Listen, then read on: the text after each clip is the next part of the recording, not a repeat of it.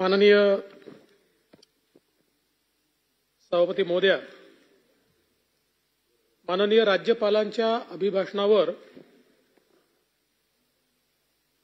अभिनंदनाचा जो प्रस्ताव आहे त्या संदर्भात जी काही चर्चा झाली त्या चर्चेमध्ये सन्माननीय श्री प्रवीण दरेकरजी, सन्माननीय विरोधी पक्षनेते अंबादास दानवेजी, डॉक्टर मनीषाताई कायंदे, श्री अमोल मिटकरीजी, श्री रमेश दादा पाटीलजी, श्री प्रसाद लाडजी, श्रीमती उमा खापरेजी या सर्व सन्माननीय सदस्यांनी या ठिकाणी सहभाग घेतला, सूचना केल्या, काही टीका केली, काही अभिनंदन केलं आणि काही प्रश्न देखील उपस्थित केले। विशेषतः माननीय विरोधी पक्षनेत्यांनी ट्रिलियन डॉलर इकॉनॉमीच्या संदर्भातला एक मुद्दा या ठिकाणी उपस्थित केला।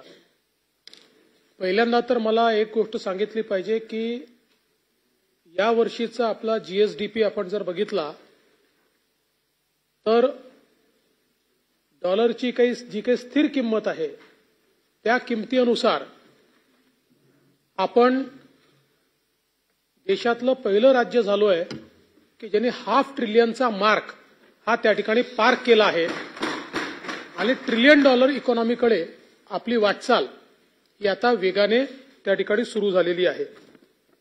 आज आपण बघितलं तर जगामध्ये 19 देश केवळ असे आहे की ज्यांची इकॉनॉमी ट्रिलियन डॉलरची आहे आणि याच्यामध्ये आज भारताचा जर आपण विचार केला तर भारत हा जगामध्ये 5व्या क्रमांकाची मोठी अर्थव्यवस्था आहे। अमेरिका, चीन, जर्मनी आणि जपान याच्यानंतर भारताचा क्रमांक लागतो आणि भारत वेगाने 5 ट्रिलियन इकॉनॉमीकडे वाटचाल करतोय आणि 2028 साली भारत हा 5 ट्रिलियन इकॉनॉमीचा देश असेल अशा प्रकारे आता सर्व लोक त्या ठिकाणी सांगतायत। आपला देखील प्रयत्न आहे की महाराष्ट्र हा पुढच्या 3, 4, 5 वर्षामध्ये ट्रिलियन डॉलर इकॉनॉमी झाला पाहिजे आणि त्याकरता एक चांगला रोडमॅप आपण तयार केलेला आहे। आपण जर बघितलं तर भारताची वाटचाल काय बघा, 1947 स्वातंत्र्य मिळालं तेव्हापासून 2014 पर्यंतचा जो काळ आहे, 47 ते 2014 भारताची इकॉनॉमी 2 ट्रिलियनची झाली आणि 2014 ते 2024 या 10 वर्षामध्ये ती 4 ट्रिलियनची झाली। म्हणजे 47 ते 14 हा जेवढा अर्थव्यवस्थेचा विस्तार होता तेवढाच विस्तार भारताच्या अर्थव्यवस्थेचा हा गेल्या 10 वर्षामध्ये या ठिकाणी झालाय। आणि म्हणून मला असं वाटतं की आज आपण पाहू शकतो महाराष्ट्राचा जर आपण विचार केला तर महाराष्ट्राची अर्थव्यवस्था कितीची होती, जीएसडीपी काय होता? 2013-14 साली महाराष्ट्राचा जीएसडीपी होता 16.49 लाख कोटी, म्हणजे 16.5 लाख कोटी। गेल्या 10 वर्षात तो किती वाढलाय? तो 16.5 लाख कोटीवरनं तो 40.70 कोटीवर गेलाय, म्हणजे 40.5 लाख कोटी। म्हणजे किती वाढ आहे गेल्या 10 वर्षातली? 24 लाख कोटीची वाढ आहे। 16 लाख कोटीवरनं 10 वर्षामध्ये आपल्या अर्थव्यवस्थेचा विस्तार हा 40.70 लाख कोटीवर गेलाय। याचा अर्थ महाराष्ट्राची अर्थव्यवस्था किती वेगाने विस्तारित होते आहे आणि म्हणून 5 ट्रिलियन इकॉनॉमीचं जे आपण ट्रिलियन डॉलर इकॉनॉमीचं जे आपण स्वप्न या ठिकाणी बघितलेलं आहे ते याकरताच अत्यंत महत्वाचं आहे। आज मला सांगितलं पाहिजे की आपण या अर्थव्यवस्थेला ट्रिलियन डॉलर अर्थव्यवस्था करण्याकरता एक राज्याची इकॉनॉमिक ॲडवायझरी काउन्सिल तयार केली होती। या इकॉनॉमिक ॲडवायझरी काउन्सिलने एक रोड मॅप आपल्याला तयार करून दिला। इकॉनॉमिक ॲडवायझरी काउन्सिल जी आहे त्याचे प्रमुख टाटा सन्सचे जे अध्यक्ष आहेत चंद्रशेखरनजी ते त्याचे अध्यक्ष होते।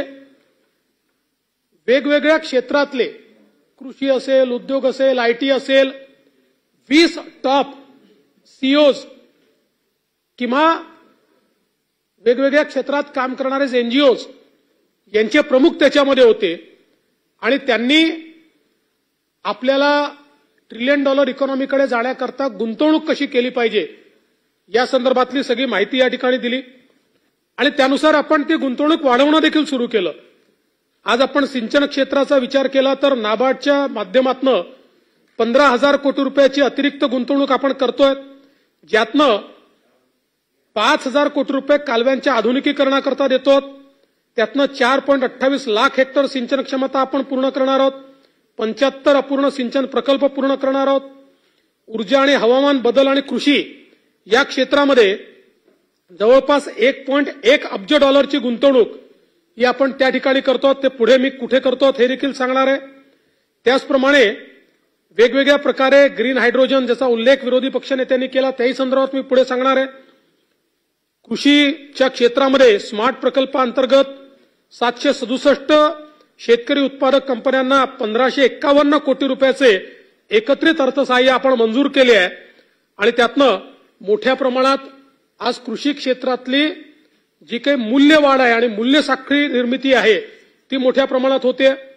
पोखरा 2च्या अंतर्गत $700 मिलियन गुंतवणूक आपण या ठिकाणी करतोय, ज्याच्यामुळे जवळपास 7,000 गावांना सॅच्युरेशन पद्धतीनं सर्व गोष्टी त्या ठिकाणी आपण उपलब्ध करून देतो. आरोग्याच्या क्षेत्रामध्ये एशियाई विकास बँकेच्या सहाय्याने $500 मिलियन प्रकल्प आपण मंजूर करून घेतलाय. संस्थात्मक मजबूतीकरण या संदर्भात आपण अनेक कारवाया त्या ठिकाणी करतोय. एकूण जर आपण बघितलं तर या सगळ्या ज्या उपाययोजना आहेत या उपाययोजनांचा परिणाम काय आहे तर केवळ आपण 22-23 आणि 23-24 या एका वर्षातलं आपल्या जीएसडीपीची वाढ बघितली तर 22-23 साली आपला जीएसडीपी हा 36.5 लाख कोटी होता, तो आता 40.5 लाख कोटी झालाय. म्हणजे जवळपास 4 लाख कोटींनी आपली अर्थव्यवस्था केवळ एका वर्षामध्ये या ठिकाणी विस्तारित करण्याचं काम हे निश्चितपणे झालेलं आहे.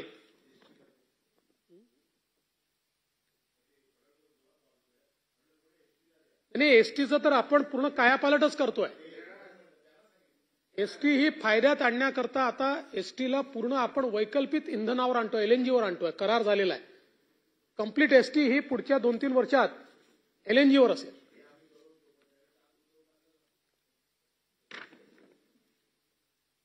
त्यामुळे आपण जर बघितलं तर या ठिकाणी आपल्या राज्याच्या अर्थव्यवस्थेचा वृद्धी दर देखील जवळपास देशाच्या वृद्धी दराप्रमाणेच आहे. अर्थात गेलं जे वर्ष होतं याच्यामध्ये देशात आणि राज्यातही कृषीचं एक मोठं संकट होतं. त्यामुळे कृषी क्षेत्राचा जो काही वृद्धी दर आहे तो आपला साधारण 1.9% राहिला. केंद्राचा तर तो देशाचा तर तो 1% देखील कमी राहिला आणि त्यामुळे आपलं जी काही एकूण वृद्धी आहे ती 7.6% झाली. अदरवाईज ती 10% यावेळेस आपण करू शकलो असतो. आता या ठिकाणी काही विषय अजून आले. गुंतवणुकीच्या संदर्भात देखील सांगितलं पाहिजे की विशेषतः एफडीआयच्या संदर्भात आपल्याला कल्पना आहे की 2013-14 जर आपण बघितलं तर आपण 6व्या क्रमांकावर एफडीआय मध्ये होतो.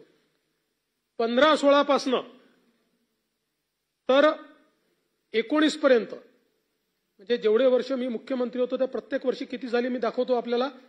या प्रत्येक वर्षी एफडीआय मध्ये महाराष्ट्र पहिल्या क्रमांकावर होता आणि एकूण 3,62,161 कोटी रुपयाची गुंतवणूक.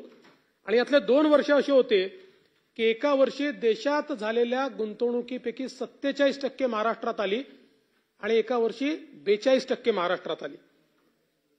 मध्यंतरी महाविकास आघाडीचं सरकार होतं. महाविकास आघाडीच्या सरकारमध्ये 20-21 आपल्याला पार करून गुजरात नंबर 1 झाला आणि 21-22 आपल्याला पार करून कर्नाटक नंबर 1 झाला. गुजरातलाही त्यांनी पार केलं. त्यामुळे हे जरी झालं असलं तरी जसं राज्यामध्ये पुन्हा आपलं नवीन सरकार आलं ते आल्यानंतर 22-23 मध्ये पुन्हा महाराष्ट्र पहिल्या क्रमांकावर आला 1,18,422 कोटी रुपयाची गुंतवणूक आपल्याकडे आली. आणि गुंतवणूक का महत्वाची आहे? कर्नाटक, आपल्या नंतरचे जे 3 राज्य आहेत, कर्नाटक, दिल्ली आणि गुजरात, या तिन्ही राज्यांची जी एकत्रित गुंतवणूक आहे त्यापेक्षा जास्त गुंतवणूक एकट्या महाराष्ट्रामध्ये आली.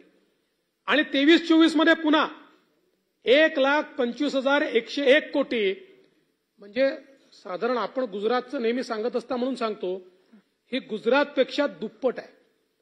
आणि गुजरात प्लस कर्नाटक या दोन्ही राज्यांना एकत्रित केलं तरी त्यापेक्षा अधिक गुंतवणूक ही आपल्या महाराष्ट्रामध्ये या ठिकाणी आलेली आहे. त्यामुळे आजही गुंतवणुकीचं मॅग्नेट हे महाराष्ट्रच आहे.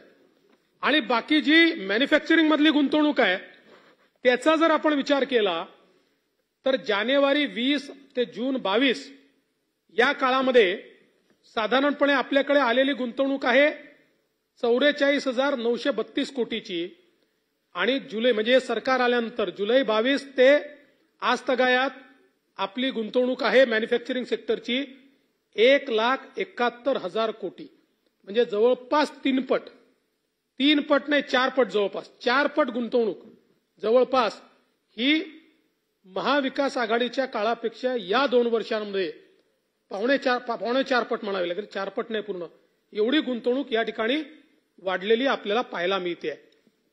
आणि म्हणून एकूणच गुंतवणुकीच्या क्षेत्रामध्ये महाराष्ट्राला अग्रेसर आणण्याचं काम हे आपण या ठिकाणी केलं आहे. आपल्याला कल्पना आहे की अलीकडच्या काळामध्ये रोज एक फेक नरेटिव्ह तयार होतो, कुठली माहिती घेतली जात नाही, त्या संदर्भात बोललं जातं. आणि मग सुरतला डायमंड बुर्स सुरू झाल्याबरोबर आता मुंबईचे उद्योग तिकडे गेले, आता मुंबईचं सगळं संपलं, मुंबईचा उद्योग आता तिकडे चाललाय, अशा प्रकारचा नरेटिव्ह तयार करण्याचा प्रयत्न केला. खरं म्हणजे ते झाल्यानंतर मुंबईमध्येच गुंतवणूक वाढली आणि देशातल्या 2 सगळ्यात मोठ्या ब्रँडनी मुंबईला आपलं हेड ऑफिस तयार करून या ठिकाणूनच सगळा व्यवहार करण्याचं ठरवलं. पण त्यासोबत आपण हे लक्षात घेतलं पाहिजे की मुंबई आणि सुरतच्या डायमंड बुर्समध्ये एक कार्यपद्धतीतला मेजर फरक आहे.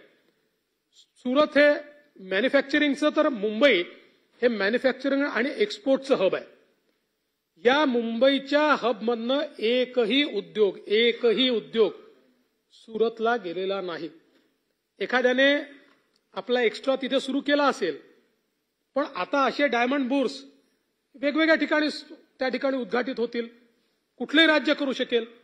त्यांनी केला म्हणजे आपले जातील असं समजण्याचं कारण नाही आहे. आणि म्हणून आपण जर बघितलं तर भारतामध्ये $38 बिलियन इतकी जेम्स अँड ज्वेलरीची निर्यात ही एकट्या मुंबईतनं होते, जी एकूण निर्यातीच्या 75% आहे. सुरतचा निर्यातीचा वाटा किती आहे? 12% वाटा आहे. जयपूरचा 3% आहे.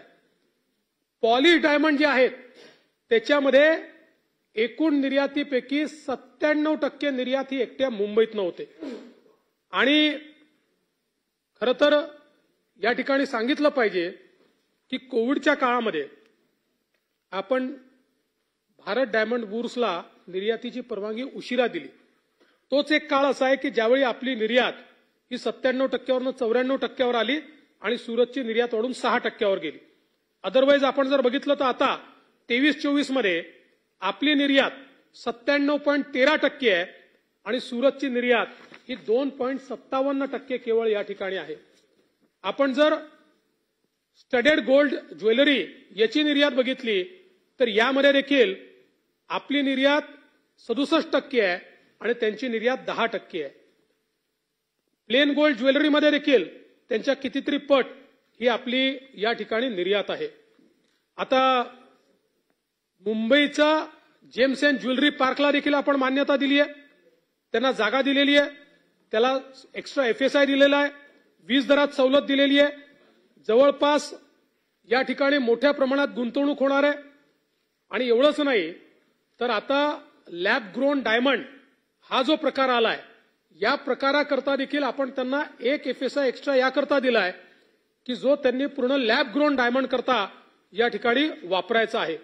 अगदी ऑक्टोबरमध्ये आपण बघितलं मलबार गोल्डने 1700 कोटी रुपयाची गुंतवणूक मुंबईमध्ये केली आहे आणि त्यांनी सांगितलं की आमचं, आणि ही देशातली नंबर 2 ची कंपनी आहे, त्यांनी सांगितलं आता आमचे सगळे ऑपरेशन हे मुंबईतनं चालतील. त्याचप्रमाणे तनिष्कने सुद्धा डायमंडच्या क्षेत्रामध्ये मोठी गुंतवणूक या ठिकाणी मुंबईमध्ये त्यांनी केलेली आहे. माननीय प्रधानमंत्री मोदीजींनी 2030 पर्यंत हिरे उद्योग जो आहे हा $75 बिलियन व्हावा अशा प्रकारची अपेक्षित लक्ष ठेवलेलं आहे. आणि याच्यामध्ये सगळ्यात मोठा रोल जर कोणी त्या ठिकाणी निभवणारा असेल तर ते आपलं मुंबई आहे, हे देखील सांगताना मला अतिशय आनंद या ठिकाणी होतोय. आता हे होत असताना बऱ्याच गोष्टी या ठिकाणी सांगण्यात आल्या. एक गेल इंडियाचा प्रकल्प गेला म्हणून सांगण्यात आलं. गेल इंडियाने आपल्याला कुठल्याही सवलती मागितल्या नव्हत्या, मागितल्या असत्या तर आपण दिल्या असत्या. त्यांनी 7-8 राज्यांमध्ये जाऊन पाहणी केली आणि ती पाहणी केल्यानंतर त्यांनी अजूनही घोषणा कुठली केली नाहीये, पण मध्य प्रदेश सरकारशी त्यांची बोलणी निश्चितपणे चालली आहे. पण त्याचवेळी त्याच गेलने आपल्याकडे दुसरीकडे इन्व्हेस्टमेंट करण्याकरता आपल्याला प्रपोजल दिलेला आहे. त्यामुळे आपल्याकडचं कुठलं प्रपोजल बाहेर गेलं असं सांगणं काही योग्य होणार नाही. आणि गुंतवणुकीच्या संदर्भात आपल्याला माहिती आहे की माननीय मुख्यमंत्री डावोसला गेले होते. डावोसच्या जागतिक परिषदेमध्ये जानेवारी 2023 साली 1.37 लाख कोटीचे एमओयू आपण केले.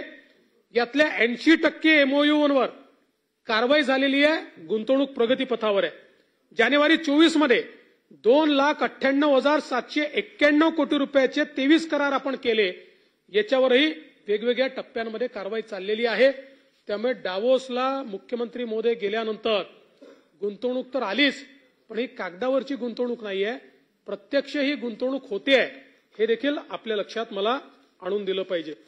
खरं म्हणजे आज जर आपण बघितलं तर या ठिकाणी वेगवेगळ्या ज्या गोष्टी सांगण्यात आल्या, एक नोकर भरतीच्या संदर्भात देखील विषय मांडण्यात आला. खरं म्हणजे मला या सभागृहाच्या लक्षात आणून द्यायचं आहे की या सरकारने नोकर भरती पारदर्शीपणे करून नोकर भरतीचा रेकॉर्ड तयार केला. रेकॉर्ड आपण 75,000 पदं भरायची घोषणा केली होती. नवीन सरकार आल्यानंतर 75,000 पदं भरायची आपण घोषणा केली होती. 57,452 लोकांना नियुक्ती आदेश दिलेले आहे. 19,853 लोक यांची सगळी परीक्षा झाली, सगळं झालं, जवळपास कागदपत्राची पडताळणी पुरी झाली. पुढच्या 1 महिन्यात नियुक्ती आदेश त्यांच्या हातामध्ये जाणार आहे. या दोनची जर आपण टोटल केली तर ही 77,305 लोकांना नोकरी देण्यात आलेली आहे. हा रेकॉर्ड आहे. कुठल्याही सरकारचा काळ आपण शोधून काढा. आणि ऐका आणि आता ज्याची कारवाई सुरू आहे, जी पुढच्या 3 महिन्यात आपण संपवू, अशी पदं आहेत 31,201. म्हणजे 2 वर्षाच्या काळात, 2.25 वर्षाच्या काळात 1 लाख लोकांना नोकरी देण्याचा विक्रम, सरकारी नोकरी देण्याचा विक्रम या सरकारने केलाय. आणि हे सगळं करत असताना आपण जर बघितलं, काही नरेटिव्ह देखील तयार होतात. म्हणून मला या ठिकाणी सांगितलं पाहिजे की साधारणपणे आपण किती लोकांची परीक्षा घेतली माहितीये? आपण परीक्षा घेतली जवळपास 70 लाख विद्यार्थ्यांची. म्हणजे 69,15,471, 59,15,471. यातल्या काही लोकांनी 4-4 दिले असतील, 5-5 दिले असतील, पण एवढ्या परीक्षा आपण घेतल्या आणि ही पदं आपण त्या ठिकाणी भरली. आणि या परीक्षा घेत असताना या सरकारमध्ये पेपर फुटीची एकही घटना नाही. एकही नाही. एकही पेपर, जुन्या सरकारच्या काळातल्या सगळ्या घटना मी घेऊन आलो आहे पेपर फुटीच्या. नाहीये. ऐका ऐका, पूर्ण ऐकून घ्या, मी सांगतो.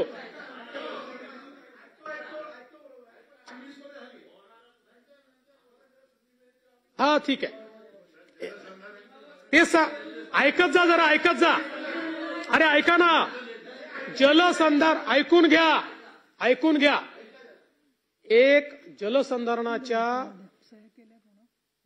भरतीमध्ये एक विद्यार्थी सापडला, ज्या विद्यार्थ्याच्या ऍडमिट कार्डवर त्या ठिकाणी काही नंबर टाकले होते आणि त्यामुळे ती परीक्षा आपण रद्द केली, पेपर फुटला असं समजून. पण ज्यावेळी त्याचं डिटेल्ड अॅनालिसिस केलं त्यावेळी जर पेपर फुटला असता तर त्याचे 100 पैकी 100 बरोबर असायला पाहिजे होते. त्याचे 48 बरोबर निघाले आणि 52 चुकीचे निघाले. तरी देखील ती परीक्षा आपण रद्द केली, त्याच्यावर आपण एफआयआर केला. याच्या व्यतिरिक्त पेपर फुटीचा एकही एफआयआर नाही. एफआयआर कशाचे झाले आहेत? एफआयआर झाले नाहीत असं मी म्हणत नाही. तुम्ही पेपरच्या बातम्यांवर जाऊ नका वंजारी साहेब.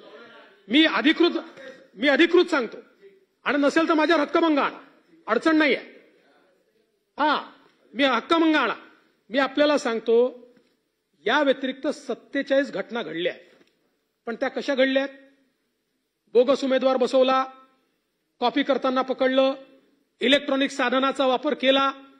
म्हणजे याच्यामध्ये सरकारी यंत्रणा फेल नाही झाली.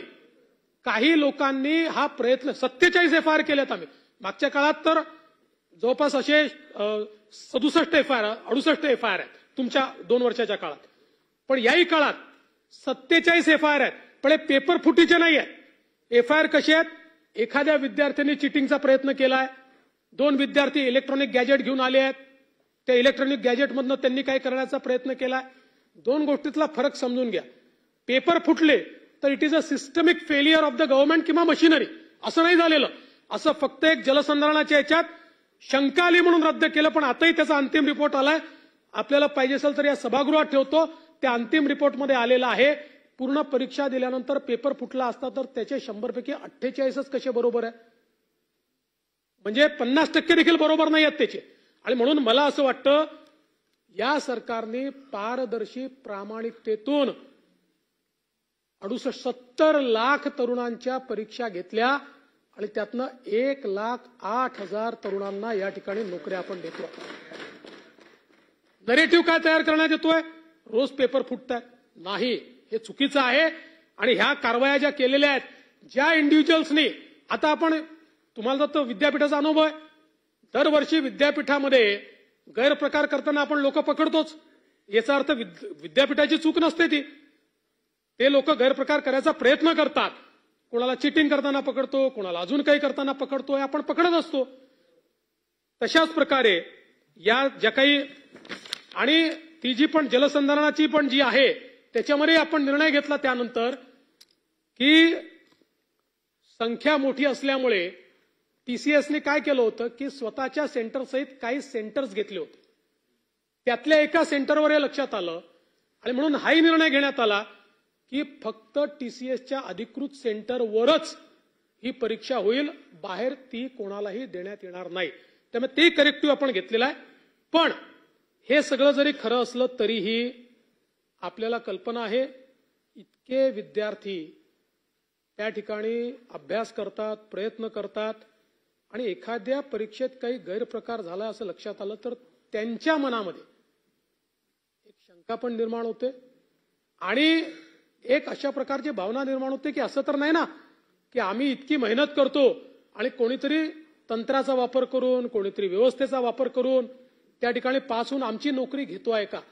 आणि म्हणून राज्य सरकारने हा देखील निर्णय घेतला आहे की परीक्षेतल्या गैरप्रकारांच्या विरोधात एक कायदा आपण तयार करतो आहोत आणि याच अधिवेशनामध्ये हा कायदा आणण्याचा आपला मानस आहे, जेणेकरून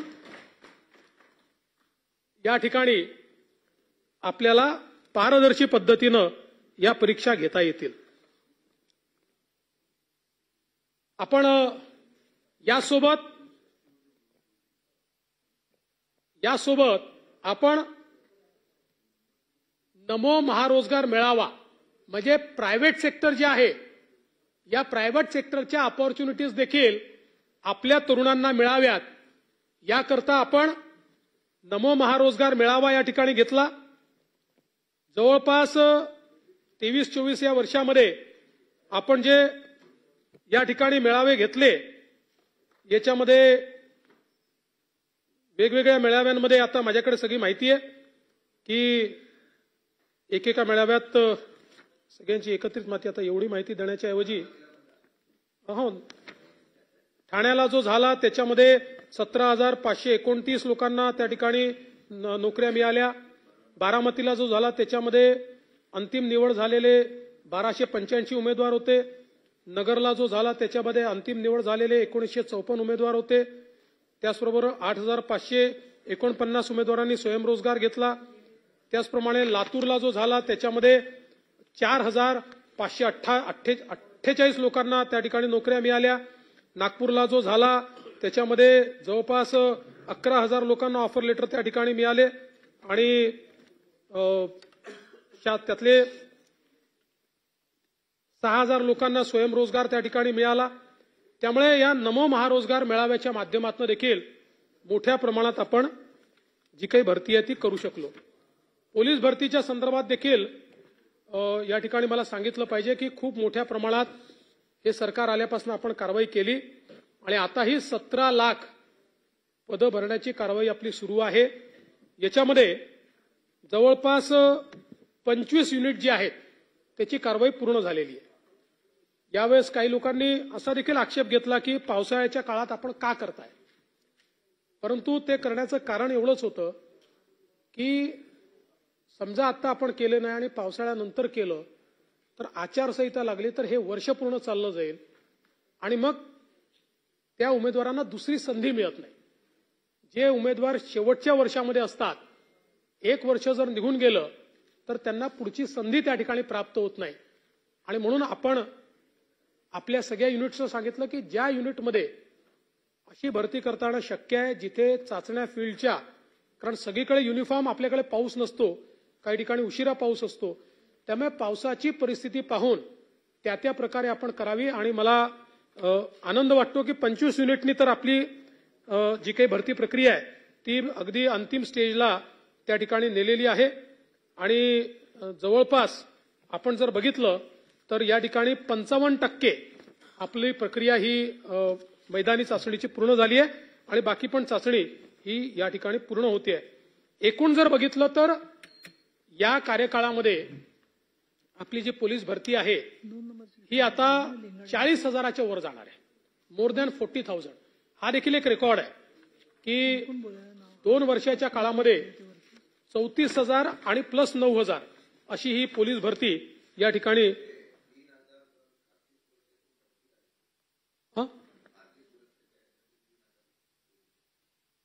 चेक केलं पाहिजे, मला आता नाहीये पण असू शकतं। म्हणजे त्यानंतर आपण प्रमोद महाजन ग्रामीण कौशल्य विकास केंद्र सुरू केले। या प्रमोद महाजन ग्रामीण कौशल्य विकास केंद्रामध्ये जवळपास 511 केंद्र आपले सुरू झाले आणि 511चा एमओयू झाला, त्यातले 509 आपले सुरू झाले आणि यामध्ये जवळपास 638 प्रशिक्षण तुकड्या या आता प्रशिक्षण घेत आहेत।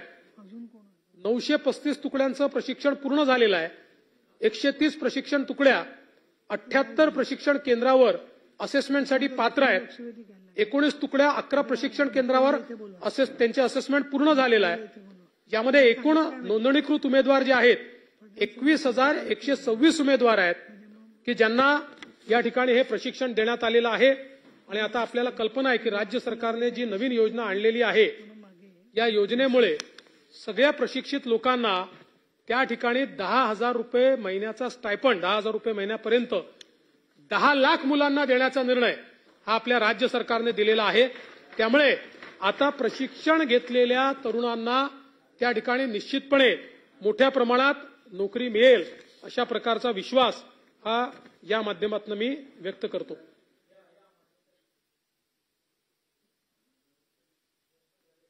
खरं म्हणजे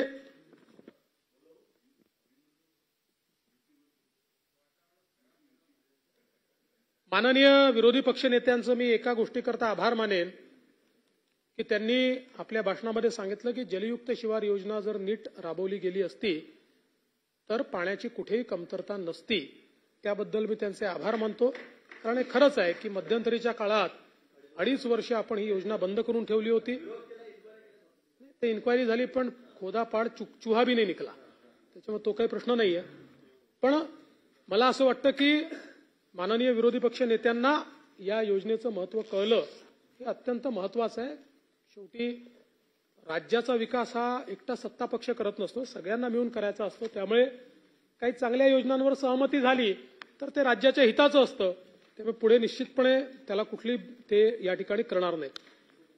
त्यांनी मुख्यमंत्री सौर कृषी वाहिनी योजनेची देखील या ठिकाणी प्रशंसा केली, त्याबद्दलही त्यांचे आभार मानतो. पण त्यांनी सांगितलं की हे जे काही सौर कृषी पंप आहेत ते काही मिळत नाही आहेत आणि खूप मोठं आपल्याकडे रांग लागलेली आहे.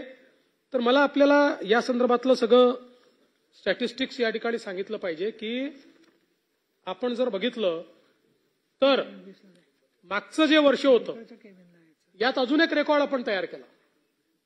एका वर्षामध्ये 1,24,130 पेड पेंडिंग आपण संपवून टाकले.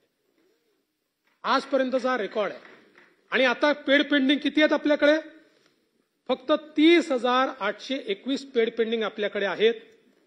आणि यामध्ये आता जर आपण बघितलं तर आपल्याकडे एकूण पंपांची सौर पंपांची उपलब्धता किती आहे? 9,05,000 सौर पंपांची उपलब्धता आता आपल्याकडे आहे, 30,000च्या अगेन्स्ट. आणि म्हणूनच या बजेटमध्ये मागेल त्याला सौर पंप अशा प्रकारची आपण घोषणा केलेली आहे. सौर पंपाची मागणी केली आणि त्याची डिमांड भरली की तात्काळ तो सौर पंप जे काही त्याला लावण्याकरता वेळ लागेल तेवढाच वेळ देण्याचा निर्णय आपण या ठिकाणी घेतलेला आहे. आणि माननीय विरोधी पक्षनेते असं म्हणाले की तुम्ही वर्षभरात 2-2.5 हजार केवळ पंप लावले, हेही सत्य नाहीये. आता दररोज 400 ते 500 पंप दररोज आपण लावतोय, एव्हरी डे. त्याच्यामुळे मोठ्या प्रमाणात हे पंप लावण्याची जी काही व्यवस्था आहे ही व्यवस्था या ठिकाणी चाललेली आहे. एक स्मार्ट मीटरचा विषय सातत्याने या ठिकाणी येतो आहे. हा एक नवीन नरेटिव्हचा विषय आहे. खरं म्हणजे काही क्रोनॉलॉजी देखील मी सांगितली पाहिजे. केंद्रीय ऊर्जा मंत्रालयाने जुलै 2020 मध्ये सुधारित वितरण क्षेत्र योजना RDSS निर्गमित केली, ज्यामध्ये केंद्र सरकार आणि राज्य सरकारने मिळून या RDSSच्या योजनेप्रमाणे आपला वितरणाचा नवीन आराखडा तयार करायचा. नवीन ट्रान्सफॉर्मर्स असतील, त्याच्यामध्ये नवीन उपकेंद्र असतील, असा जवळपास 29,000 कोटी रुपयाचा आराखडा आपला महाराष्ट्राचा आहे. आणि याचाच भाग होता एक स्मार्ट मीटर. या स्मार्ट मीटरच्या संदर्भात केंद्र सरकारने 17/8/2021 रोजी गॅझेट नोटिफिकेशन काढलं आणि त्यानुसार ही RDSSची योजना तयार झाली. आता पुन्हा तुमच्या काळात काय झालं, आमच्या काळात काय झालं हे सांगणं योग्य नाही आहे. पण स्मार्ट मीटर सहित RDSSची योजना तुमच्याच काळात तयार झाली होती. ही 17/8/21ला याचा निर्णय झाला होता. पण ठीक आहे, तुम्ही वाईट केलं असं माझं मत नाहीये. याच्यामध्ये खरं म्हणजे आपण जर बघितलं तर 2 आरोप होतात. एक आरोप की तुम्ही एका कंपनी करताय काढलेला आहे. आपण जर बघितलं तर याचे जे टेंडर निघाले, या टेंडरमध्ये आपल्याकडे एकूण 5 कंपन्यांना हे टेंडर मिळालेले आहे, ज्याच्यामध्ये NCC आहे, अडानी आहे, मॉन्टे कार्लो आहे, जीनस आहे आणि एक नाव जरा ते नीट लिहिलं नाही. अशा या कंपन्यांना हे काम मिळालेलं आहे. एकट्या एका कंपनीला मिळालेलं काम नाहीये. दुसरं, हे काम या ठिकाणी बिडिंग पद्धतीनं मिळालेलं आहे. आणि मला सांगितलं पाहिजे सगळ्याच राज्यांनी हे केलं आहे, कारण केंद्र सरकार सगळ्या राज्यांना पैसे देत आहे. आता स्मार्ट मीटरचे जे रेट्स आहेत, आंध्र प्रदेशमध्ये 13,624, झारखंडमध्ये 13,491, उत्तराखंडमध्ये 12,568, बिहारमध्ये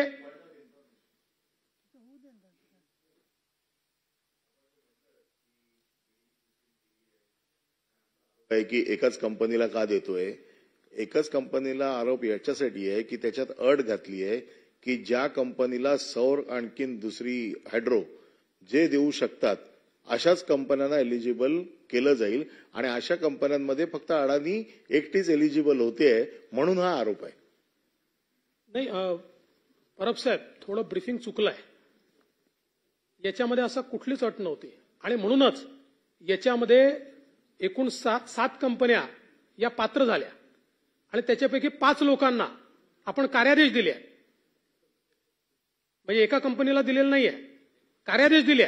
ते सगळे पात्रांनी त्यांनी टेंडर केलं. टेंडरमध्ये ज्यांनी जसे जसे रेट भरले त्यानुसार ते केलंय. आणि हे करत असताना दुसरं याच्यामध्ये मी पुन्हा सांगतो, आंध्र प्रदेशचा रेट 13,624, झारखंडचा 13,491, उत्तराखंडचा 12,568, बिहारचा 12,776 आणि महाराष्ट्राचा रेट आहे 11,990. म्हणजे जर आपण तुलना केली तर 2,000 प्रत्येक मीटर हे आंध्र प्रदेशच्या तुलनेत आपल्याकडे कमी रेटने. आणि आपल्या मीटरचं जर आपण स्पेक्स बघितले तर यांच्या मीटरच्या स्पेक्स, कारण याच्यापेक्षा कमी रेटचे मिळतात, 10,000चे मिळतो, 9,000. आपले जर आपण स्पेक्स बघितले तर आंध्रच्या किंवा झारखंडच्या मीटरपेक्षा चांगल्या स्पेक्सचे मीटर हे आपल्याला या ठिकाणी प्राप्त झालेले आहेत. त्यामुळे कुठेतरी अडाणींकरता टेंडर काढलं, अडाणींना दिलं, हे चुकीचं आहे. याच्यामध्ये या इतर कंपन्या देखील आल्यात, त्यांनाही कार्यादेश मिळालेले आहेत.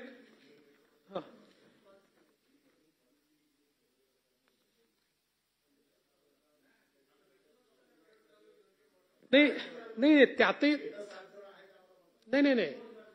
नाही त्याचंही मी नंतर उत्तर देतो. आता मी पण तुम्हाला ऑफ हँड एवढंच सांगतो की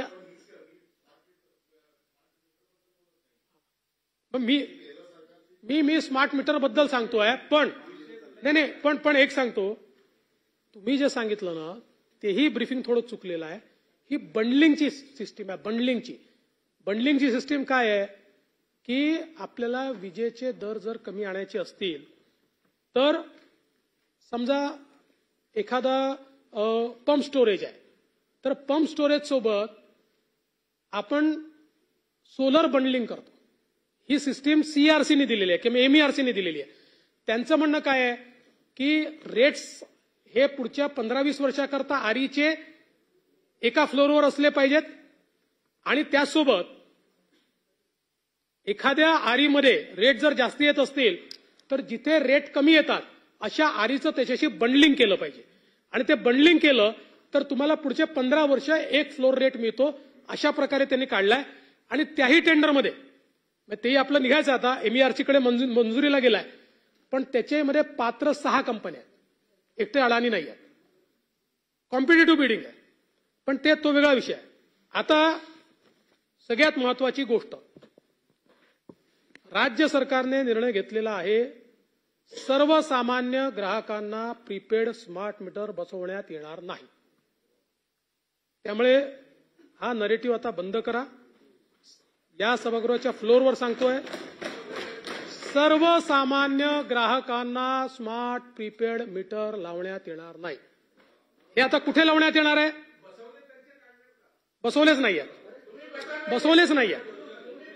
काळजी करू नका, तुम्ही बसा. बसवलेच नाहीये. आता कुठे बसवले जात आहेत माहितीये का? नाही. आता पहिल्यांदा तर असं ठरलं की याचं टेस्टिंग कुठे करायचं, तर महावितरणचे जे कर्मचारी आहेत यांचे जे घर आहेत त्या ठिकाणी पहिल्यांदा हे लावायचे असं ठरलं. आणि हे कुठे कुठे लागणार आहेत, तर सिस्टीम मीटरिंगच्या अंतर्गत सबस्टेशनमधील सर्व फीडरवर, तसेच वितरण रोहित्रांवर, डिस्ट्रीब्युशन ट्रान्सफॉर्मर आणि सर्व सरकारी कार्यालयांमध्ये स्मार्ट मीटर बसवण्यात येणार आहे. स्मार्ट मीटर बसवताना त्यात बिघाड झाल्यास तो दुरुस्त करून पूर्ववत करण्याची जबाबदारी पुढचे 10 वर्ष ही निविदाकाराची आहे. आणि सगळ्यात महत्वाचं काय आहे, निविदाकाराला कुठलंही अपफ्रंट पेमेंट याच्यामध्ये नाही. आपण पेमेंटच करत नाहीये. हे टॉटेक्स मॉडेलवर आहे, म्हणजे capital expenditure plus operation and maintenance. हे 10 वर्षापर्यंत त्यांनी देखभाल दुरुस्ती करायची आहे आणि सर्व्हिस लेवल अग्रीमेंट आपण करतोय, त्यातनं त्याला ते पैसे परत मिळणार आहे. त्यामुळे याच्याकरता MSEDCLला म्हणजे महावितरणला कुठलं कर्ज घ्यायचं नाहीये, कुठल्या कर्जाची उभारणी करायची नाहीये, कुठलं पेमेंट त्याच्यामध्ये करायचं नाहीये. आणि मी ज्या कंपन्या सांगितल्या त्या सगळ्या कंपन्या, त्या कंपन्या नाही 7 आल्या होत्या त्यातल्या 5.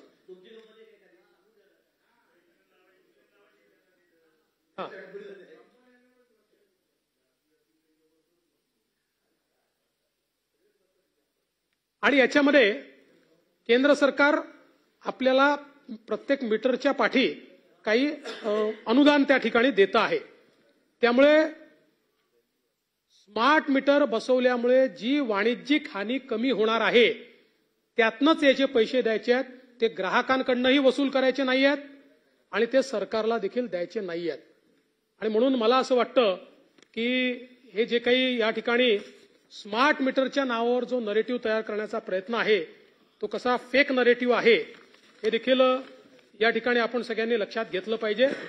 आणि आता त्याचे फायदे काय काय आहेत वगैरे ते आता मी सांगत बसत नाही, आपल्याला सगळ्यांना ते कल्पनाच आहे.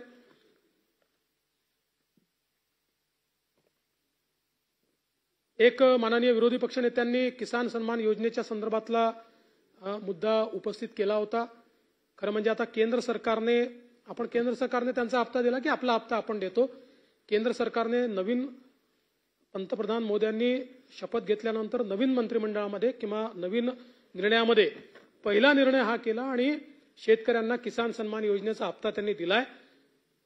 ते ज्यांना हप्ता देतात त्यांनाच आपण हप्ता देतो. त्यामुळे आता त्याची माहिती पुन्हा आपण घेतलेली आहे आणि त्यानुसार आपलाही जो हप्ता आहे तो आपण लवकरात लवकर या ठिकाणी शेतकऱ्यांच्या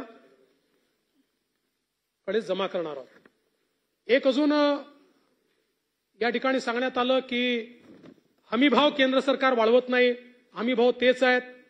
आणि म्हणून आपल्याला मला लक्षात आणून दिलं पाहिजे की 22-23 मध्ये सोयाबीनचा हमीभाव होता 4,300, 23-24 मध्ये तो झाला 4,600 आणि आता तो झाला जवळपास 4,892, म्हणजे जवळपास 4,900. म्हणजे मागच्याही वर्षी तो 300 रुपयांनी वाढवला, याही वर्षी तो 292 रुपयांनी वाढवला. मूगच्या संदर्भात तो होता 7,755, तो मागच्या वर्षी केला 8,858, म्हणजे 803 रुपयांनी मूगचा प्रति क्विंटल या ठिकाणी हमीभाव जो आहे तो वाढवलाय आणि आता पुन्हा तो 124 रुपयांनी वाढवलाय. उडीदच्या संदर्भात तो मागच्या वर्षी वाढवला 350 रुपयांनी, यावर्षी वाढवला 450 रुपयांनी. तूरच्या संदर्भात मागच्या वर्षी वाढवला 400 रुपयांनी, यावर्षी वाढवला 550 रुपयांनी. त्याचबरोबर कापूस मध्यम धागा हा मागच्या वर्षी वाढवला 540 रुपयांनी, यावर्षी वाढवला 401 रुपयांनी. लांब धागा मागच्या वर्षी वाढवला 640 रुपयांनी आणि यावर्षी वाढवला 501 रुपयांनी. त्यामुळे हे जे काही या ठिकाणी सांगण्यात आलं, अजून डिटेल खूप आहेत माझ्याकडे, ते सगळे काही मी सांगत बसत नाही. पण याचाच अर्थ असा आहे की हे जे काही सांगितलं जात आहे की हमीभाव 2013 पासून वाढलेला नाही, मी तर 2च वर्षाची दिली आहे.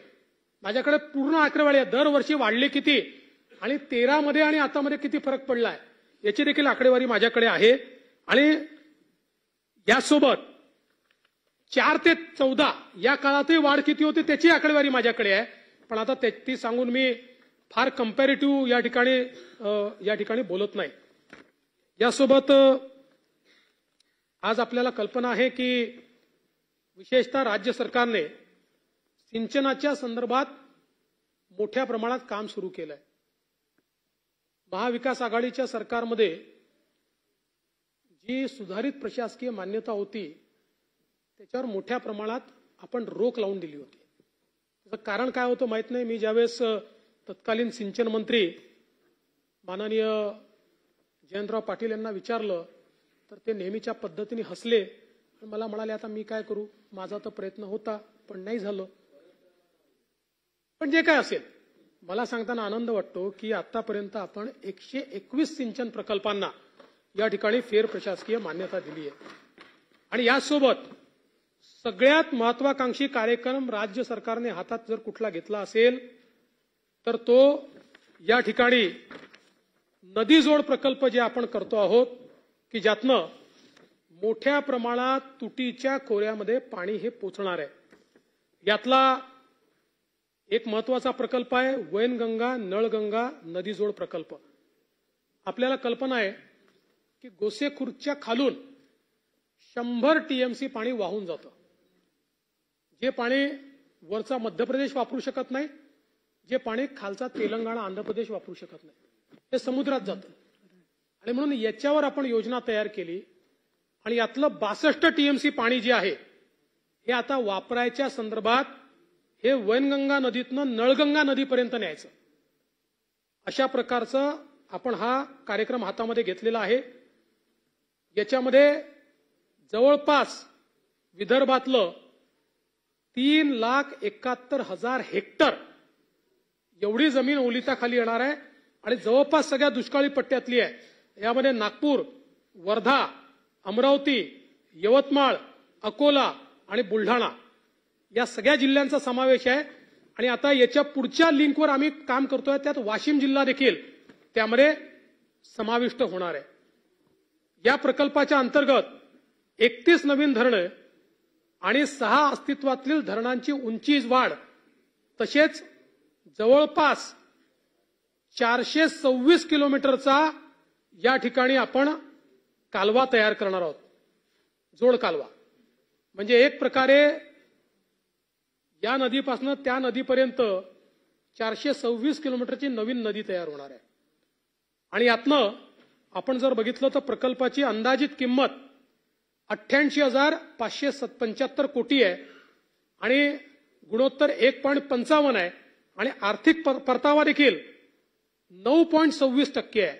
म्हणजे चांगला आर्थिक परतावा याच्यामध्ये आहे. याला सगळ्या प्रकारच्या मान्यता आपण घेतलेल्या आहेत. आता फाईल राज्यपालांकडे गेलेली आहे. त्यांची सही झाल्यानंतर याचं टेंडर आपण त्या ठिकाणी काढू. आमचा प्रयत्न आहे की या संदर्भातलं जे काही कार्य आहे हे, कारण याचा पहिल्यांदा आपल्याला एक अन्वेषणाचा अहवाल तयार करावा लागतो. त्याचं काम तर आता लगेच आपण सुरू करणार आहोत या टेंडर नंतर. आणि मोठ्या प्रमाणात विदर्भाचं चित्र हे या ठिकाणी बदलणारा अशा प्रकारचा नदीजोड प्रकल्प आहे. दुसरा आपल्याला कल्पना आहे दमणगंगा एकदरे गोदावरी 1.16 टीएमसी क्षमतेचं जे एकदरे धरण आहे तिथे हा बांधण्याचं प्रस्तावित आहे. यातनं 3.55 टीएमसी पाणी आपल्याला प्राप्त होणार आहे. दमणगंगा वैतरणा गोदावरी ही वैतरणा उपखोऱ्यातले 4 धरणं बांधून 5.68 टीएमसी पाणी आपल्याला गोदावरी खोऱ्यामध्ये त्या ठिकाणी मिळणार आहे. उल्हास खोऱ्यातनं गोदावरी खोऱ्यामध्ये वैतरणा खोऱ्यातलं 34 टीएमसी पाणी हे गोदावरी खोऱ्याकडे वळवण्याचा आपण प्रस्तावित केलाय. याचा आता मंजुऱ्या सगळ्या आपण घेतलेल्या आहेत आणि आता आपण याचं टेंडर काढतो आहे की ज्याच्यामध्ये याचा डीपीआर आणि त्याचं जे अंतिम आराखडा आहे तो तयार करण्याच्या संदर्भातलं टेंडर आपण काढतोय. त्यानंतर वैतरणा खोरे आणि गोदावरी खोरे याच्यामध्ये उल्हास खोऱ्यातलं 19.90 टीएमसी पाणी परत गोदावरी खोऱ्यामध्ये आणण्याच्या संदर्भात प्राथमिक अन्वेषण अहवाल तयार झालेला आहे. सविस्तर सर्वेक्षण आणि अंती त्याचं जे काही अंदाजपत्रक आहे ते तयार करण्यात आलेलं आहे आणि आता जस्ट हे मान्यतेकरता शासनाकडे आलेलं आहे. कोकणातनं तापी खोऱ्यामध्ये जे पाणी न्यायचं आहे ज्याच्यामध्ये नार पार गिरणा हा देखील एक अत्यंत महत्वाचा प्रकल्प आहे. ज्यातनं पश्चिमी वाहिनी नार पार आणि औरंगा या नदी खोऱ्यातनं 10.64 टीएमसी पाणी वापर हा प्रस्तावित आहे. या प्रकल्पामुळे नाशिक जिल्ह्यातल्या कळवण, देवळा, मालेगाव तालुक्यातील मोठा भाग, जळगाव जिल्ह्यातील काही भाग असा एक मोठा भाग आहे की ज्याला या ठिकाणी फायदा होणार आहे.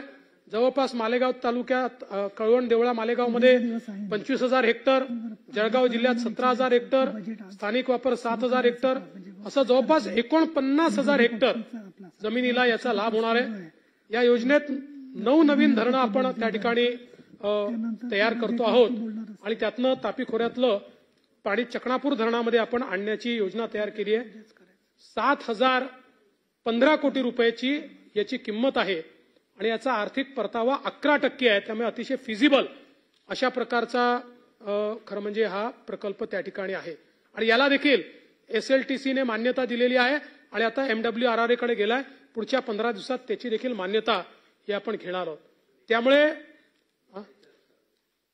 बेगारी चर्चेची आता माहिती पूर्ण नाही आहे माझ्याकडे, पण त्याचं काम सुरू केलंय आपण. त्यामुळे जवळपास या सरकारने तुटीच्या खोऱ्यामध्ये वाहून जाणारं पाणी, अतिरिक्त खोऱ्यातलं पाणी, हे सगळं जवळपास या ठिकाणी 1.5 लाख कोटी रुपये खर्च करून आणण्याचा निर्णय घेतलेला आहे. त्याच्या सगळ्या कारवाया या आता अंतिम टप्प्यामध्ये आहे आणि मला विश्वास आहे की येत्या वर्षभरामध्ये, यावर्षी त्याचं सगळं आपण संपवू. कारण याच्यातला सगळ्यात क्रिटिकल भाग जो असतो, जसा आपण जर विचार केला तर हा जो वैनगंगा नळगंगा प्रोजेक्ट आहे, याचा DPR आणि अन्वेषण याला 1600 कोटी रुपये खर्च आहे. हे सगळं काम आता आपण पूर्ण करतो आहोत आणि कुठल्याही परिस्थितीमध्ये येत्या वर्षात याचं काम सुरू झालं पाहिजे. पहिल्यांदा आमची मानसिकता होती या वर्षात करता आलं पाहिजे, पण मध्ये एक आचारसंहिता आणि दुसरी आचारसंहिता, त्यामुळे हे काम होऊ शकणार नाही. पण त्या स्टेजला आपण आणू की सगळी कामं अंतिम टेंडरपर्यंत आणू आणि काहीची टेंडर आपण यावर्षी काढू, अशा प्रकारचं हे काम आपण निश्चितपणे हातामध्ये घेतलंय. खरं म्हणजे हे सरकार आल्यानंतर आपल्याला कल्पना आहे की प्रोजेक्ट्सला आपण खूप मोठ्या प्रमाणात चालना दिली आहे. अटल सेतूचं काम आपण पूर्ण केलं. कोस्टल रोडचं काम बऱ्याच प्रमाणात पूर्ण झालंय. उरलेलं काम त्या ठिकाणी पूर्ण होत आहे. हे सगळं होत असताना पुन्हा काही नरेटिव्ह देखील तयार केले जातात. एक दिवस बातमी आली अटल सेतूला भेगा, अटल सेतूला भेगा. त्या अटल सेतूला कुठेही भेगा नव्हत्या. अप्रोच रोड जो असतो, त्या अप्रोच रोडची एक साइड ती थोडी आत घुसली होती. आणि हे अनेक वेळा होतं, ज्यावेळेस आपण एम्बँकमेंट करून रोड तयार करतो त्यावेळी त्याच्या साइड्स या पहिल्या पावसात कधी कधी कमी अधिक होतात. अर्थात त्याही व्हायला नको, पण अटल सेतूला कुठे भेग नाही, खड्डा नाही, काही नाही. त्याचे फोटो देखील मी आणलेले आहेत, ते देखील मी आपल्याला सगळे दाखवू शकतो.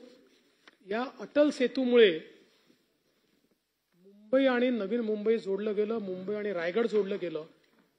आपली नेक्स्ट ग्रोथ जी आहे ही आता त्या भागामध्ये येणार आहे आणि मोठ्या प्रमाणात व्हॅल्यू क्रिएशन हे त्या भागामध्ये होणार आहे.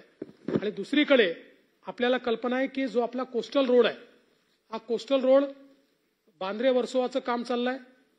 वर्सोवापासून मड याचं टेंडर आता अवॉर्ड स्टेजला आहे आणि मडपासनं पलीकडे उत्तन आणि उत्तनपासनं विरार याचाही आराखडा आपण तयार केलाय. मी ज्यावेळी जापानला गेलो होतो त्यावेळी जापानच्या जायकाने त्याच्याकरता तत्वतः फंड देण्याची मान्यता दिलेली आहे. त्याची प्रोसेस जवळजवळ 30,000 कोटी रुपये त्याला लागणार आहेत. जसं आपल्याला ट्रान्स हार्बर लिंकला म्हणजे अटल सेतूला जायकाच्या जापानने पैसे दिले, तसेच त्याला देखील ते द्यायला तयार आहेत. त्यामुळे एक ईस्टर्न साइडची कनेक्टिव्हिटी नरिमन पॉइंट पासून विरारपर्यंत सीमलेस कनेक्टिव्हिटी त्या ठिकाणी तयार होणार आहे. आणि आपल्याला कल्पना आहे केंद्र सरकारने वाढवण बंदराला देखील मान्यता दिली आहे. 76,000 कोटी रुपयाचं बंदर आहे. आपण लक्षात घेतलं पाहिजे की गेले 30-40 वर्ष मुंबईच्या आणि महाराष्ट्राच्या अर्थव्यवस्थेला JNPT पोर्टने सपोर्ट केला. कारण देशाच्या कंटेनर ट्रॅफिकच्या 65% कंटेनर ट्रॅफिक एकटं JNPT पोर्ट सांभाळते. आता जे वाढवण बंदर आहे हे JNPT पेक्षा 3 पट मोठं बंदर आहे आणि देशातल्या कुठल्याही बंदरापेक्षा जास्त डीप ड्राफ्ट, हा नॅचरल डीप ड्राफ्ट हा वाढवण बंदराला आहे. त्याच्यामुळे जगातलं मोठ्यातलं मोठं जहाज देखील त्या बंदरावर येऊ शकतं आणि इतक्या मोठ्या प्रमाणात आपल्या अर्थव्यवस्थेला त्याचा फायदा होणार आहे. आणि हे करत असताना संकल्पना तर 25-30 वर्षाची होती. थांबली का होती? कारण डहाणू नॅचरल एरियातनं राईट ऑफ वे होता आणि डहाणू अथॉरिटीने त्याला स्थगिती दिली होती.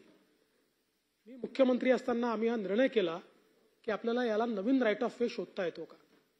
आणि मग आम्ही एक नवीन राईट ऑफ वे शोधून काढला, जो थेट समुद्रातनं आम्ही शोधून काढला. आणि त्यामुळे डहाणू नॅचरल एरियातनं जो राईट ऑफ वे होता त्याची आवश्यकताच भासली नाही. आणि म्हणून याला सुप्रीम कोर्ट अपॉइंटेड कमिटीने मान्यता दिली पर्यावरणाची, आणि केंद्रीय पर्यावरण विभागाने देखील मान्यता दिली, आणि आता हा पोर्ट आपण त्या ठिकाणी करतो आहोत.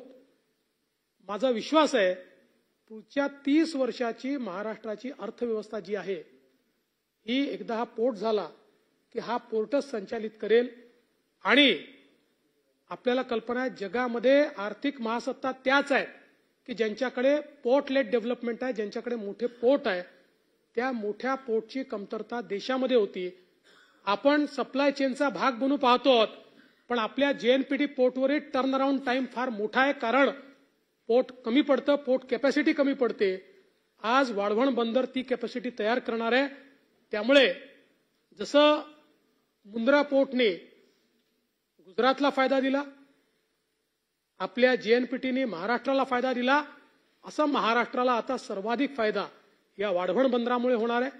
आणि हे सगळं करत असताना निश्चित तिथल्या नागरिकांच्या, मासेमारी करणाऱ्यांच्या काही समस्या आहेत, त्यांच्याशी आम्ही चर्चा सातत्याने करतो.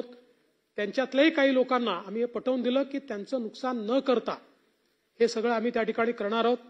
त्यामुळे मला असं वाटतं की निश्चितपणे महाराष्ट्राच्या हिताकरता एक अत्यंत मोठा निर्णय हा वाढवण बंदराच्या माध्यमातून या ठिकाणी घेण्यात आलेला आहे.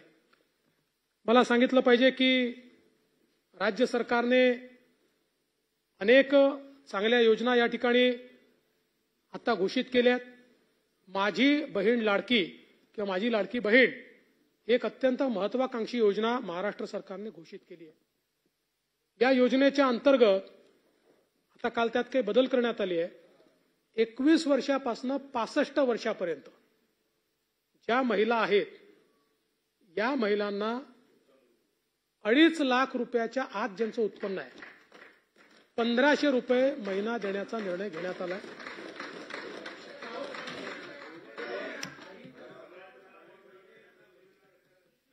यामध्ये 5 एकराची जी अट टाकली होती,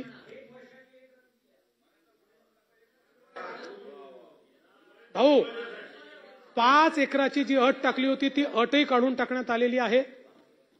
आणि नाही आणि दुसरं हे देखील काल सांगण्यात आलेलं आहे, आपण जाहीर केलं आहे, 15 दिवस नाही 60 दिवस अर्ज करण्याकरता दिलेले आहे.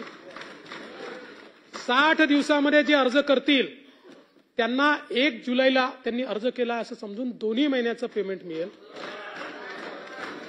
ऑगस्ट नंतर जे अर्ज करतील त्यांना ते अर्ज करतील त्या दिनांकापासून या संदर्भातलं पेमेंट मिळेल. अशा प्रकारचा निर्णय हा करण्यात आलाय. यासोबत डोमिसाईलचा दाखला हा एक प्रश्न त्या ठिकाणी निर्माण झाला होता. योजना राज्यातल्यांना करताच आहे, त्यामुळे काहीतरी आपल्याकडे पाहिजे आणि म्हणून त्याला पर्याय देण्यात आले आहेत की नवऱ्याचा जन्म जर राज्यातला असेल त्याचं जन्माचं सर्टिफिकेट चालेल, रेशन कार्ड 15 वर्षाचं असेल ते रेशन कार्ड चालेल, मतदार यादीतलं नाव असेल ते मतदार यादीतलं नाव चालेल, असे अनेक पर्याय दिलेले आहेत. त्यामुळे आता रांगांमध्ये उभं राहून बरं इन्कम सर्टिफिकेटचं देखील क्रायटेरिया आता काढून टाकला. जवळपास आपले केशरी कार्ड आणि पिवळे कार्ड याच्यामध्ये राज्याचे 7.5 कोटी लोक जवळपास कव्हर होतात. त्यांच्याकरता आता इन्कम सर्टिफिकेटची अट काढून टाकण्यात आली. त्यांच्याकडे जे रेशन कार्ड आहे त्यांना त्या रेशन कार्डावरच ही योजना या ठिकाणी मिळणार आहे.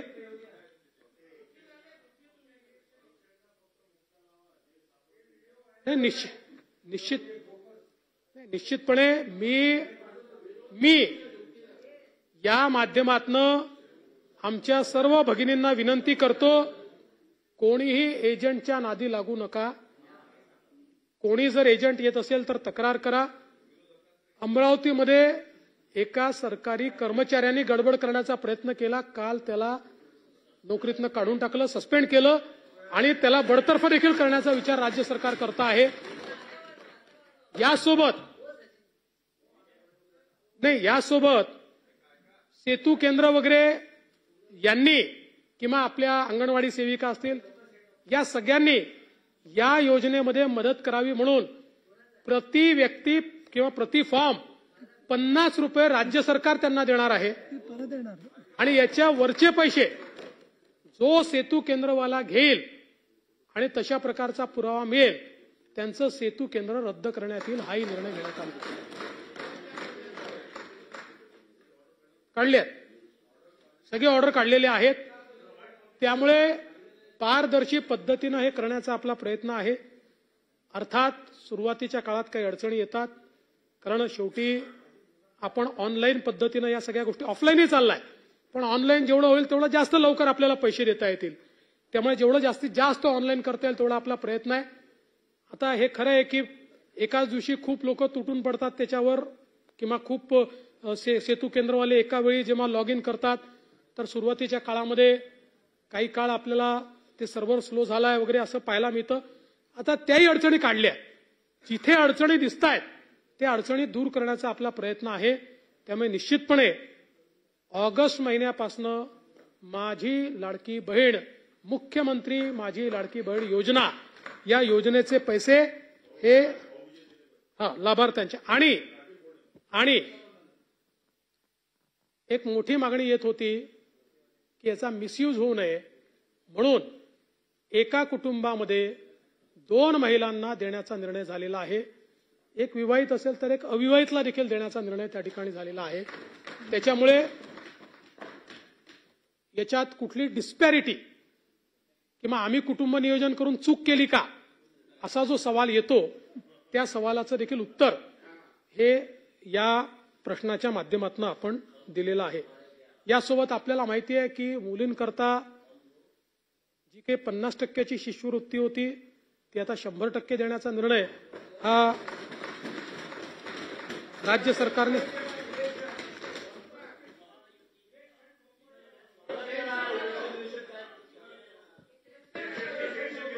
भाऊ नाही एक मिनिट भाऊ शांतता ठेवा. खटाखट काय होतं?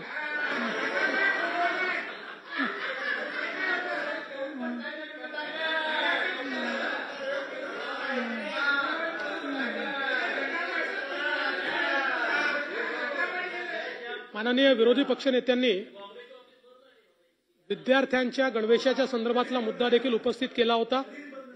पहिल्यांदा सरकारने निर्णय केला की सर्व विद्यार्थ्यांना त्यांची जात धर्म काही न पाहता 100% विद्यार्थ्यांना गणवेश देण्याचा निर्णय राज्य सरकारने घेतला. त्या संदर्भात अतिशय पारदर्शी पद्धतीनं या ठिकाणी प्रक्रिया राबवण्यात आली आणि या संदर्भात देखील काल तर खालच्या सभागृहामध्ये माननीय मुख्यमंत्र्यांनी ड्रेसच्या क्वालिटीत काय फरक पडलाय हे देखील या ठिकाणी सांगितलेलं आहे. यासोबत काही योजना अजून माननीय मुख्यमंत्र्यांनी घोषित केल्या आहेत. त्यामध्ये मुख्यमंत्री तीर्थ योजना आहे, ज्यात राज्यातल्या ज्येष्ठ नागरिकांना तीर्थदर्शन करण्याची योजना ही तयार करण्यात आली आहे.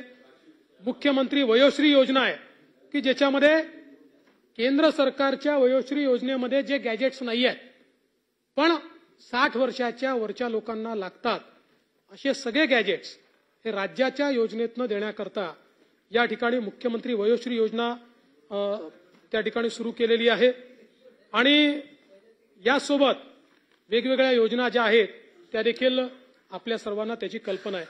आणि म्हणून मी या निमित्ताने एवढंच सांगू इच्छितो की राज्य सरकार गेले 2-2.25 वर्ष पूर्ण या ठिकाणी प्रयत्न करून महाराष्ट्राला उद्योगात पहिल्या क्रमांकावर ठेवत आहे, गुंतवणुकीत पहिल्या क्रमांकावर ठेवत आहे, अर्थव्यवस्थेचा मोठा विस्तार करत आहे, अर्थव्यवस्थेमध्ये त्या ठिकाणी अधिक गुंतवणूक होईल असा प्रयत्न करत आहे.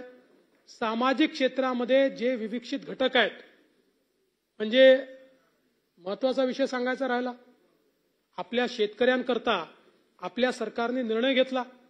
आता राज्यामध्ये एकूण 47 लाख कृषी पंप आहेत. या 47 लाख कृषी पंपांपैकी 44 लाख कृषी पंप हे 7.5 हॉर्स पॉवरच्या आतले आहेत. या 47 लाख कृषी पंपांपैकी 44 लाख कृषी पंपाला यापुढे वीज बिल माफ करण्यात आलेलं आहे.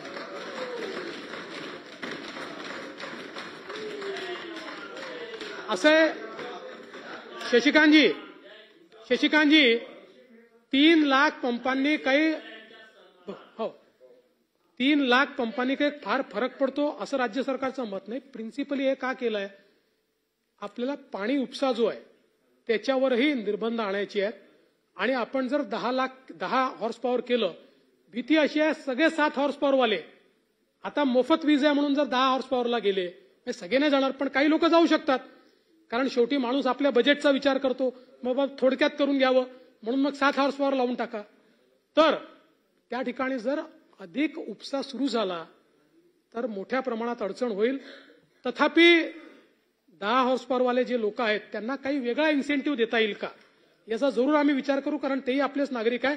पण याच्या मागची भावना त्यांना बाजूला ठेवणं अशी नाही आहे. याच्या मागची भावना पाण्याचा उपसा हा थोडा रेग्युलेट राहायला पाहिजे एवढीच भावना आहे.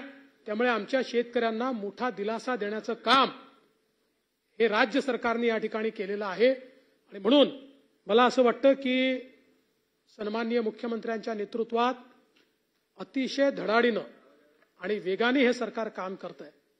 हे शक्य आहे की काम करत असताना काही चुका आमच्या हातून होत असतील, आपण त्या पॉइंट आउट करून दिल्या तर त्या चुका आम्ही सुधारू. आमचं असं मत नाही की आम्ही सगळ्यात हुशार आहोत, आम्हाला सगळं समजतं. आमच्या हातूनही चुका होऊ शकतात. विरोधी पक्षाचं काम आहे, तुम्ही जर राजकारण न आणता आम्हाला जर योग्य चूक समजावून सांगितली, आमच्या लक्षात आणून दिली, तर ती चूक देखील आम्ही सुधारण्याकरता या ठिकाणी निश्चितपणे तयार आहोत. आपल्याला सगळ्यांना जनतेकरता काम करायचं आहे. आणि म्हणून जनसामान्यांचं बजेट आणि जनसामान्यांच्या योजना, महाराष्ट्राला पुढे नेणाऱ्या योजना, महिला, शेतकरी, युवा, SC, ST या सगळ्यांना पुढे नेणाऱ्या योजना या ज्या राज्य सरकारने सुरू केलेल्या आहेत याचं आपण सर्वांनी स्वागत करावं. आणि मी पुन्हा एकदा आपल्याला विनंती करतो, माननीय राज्यपालांच्या अभिभाषणावर जो आभाराचा ठराव या ठिकाणी मांडण्यात आलेला आहे, एकमताने तो ठराव आपण सर्वांनी मान्य करावा अशी मी आपल्याला विनंती करतो.